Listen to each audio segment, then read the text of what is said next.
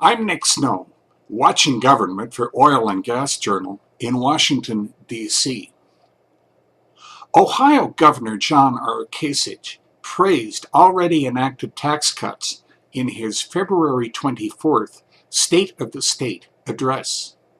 Let's keep going and let the common sense growth strategy of cutting taxes strengthen Ohio, as well as help us attract the best and brightest to our state, he urged lawmakers.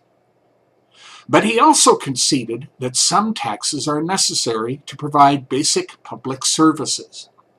Those taxes must be generated in the least harmful way, Kasich said.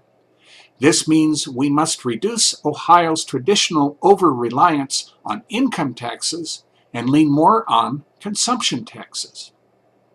Reform is essential, starting with the state's 20 cents per barrel crude oil severance tax, he declared.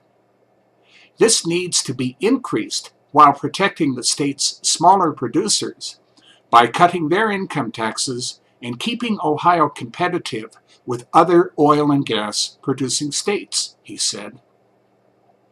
The prosperity created by our oil and gas deposits can be great not just for shale country, the governor said. This is not just for part of Ohio, but for all of Ohio, because it makes possible the income tax cuts that provide an economic boost statewide.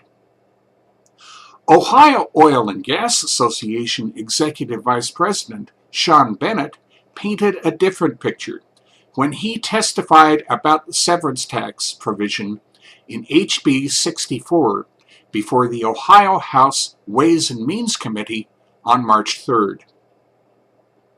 He started with impacts producers and support industries have felt since crude oil prices plunged more than 50% from June 2014 levels, and natural gas prices fell 80% since 2005, quote, with most of the decline following our last oil crash in 2008, end quote.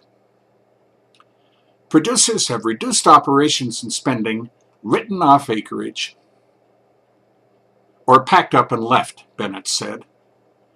Steel manufacturers have laid off workers and idled plants. A well service company has closed its Ohio office, and its larger competitors are reducing their workforces, he said.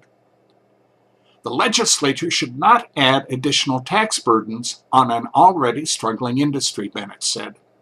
The proposed severance tax will dramatically decrease the chance of success in this effort, and only serves as a deterrent to future recovery, growth, and stability in Ohio's oil and gas industry.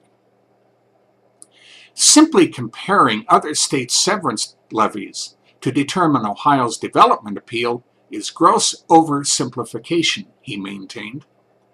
The 2014 Global Petroleum Survey, which includes input from 710 industry executives worldwide, places Ohio, with its current tax structure and climate, well below other developing states in its appeal to producers. Other surveys show that it has more investment barriers and a less attractive commercial investment climate, Bennett said. As it stands now, Ohio is already playing catch-up to competing producing states, he indicated.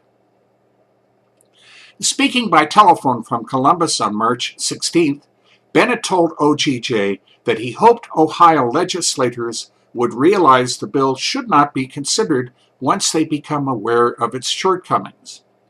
We hope we've convinced enough of them and that the provision will be taken out of the budget, he said.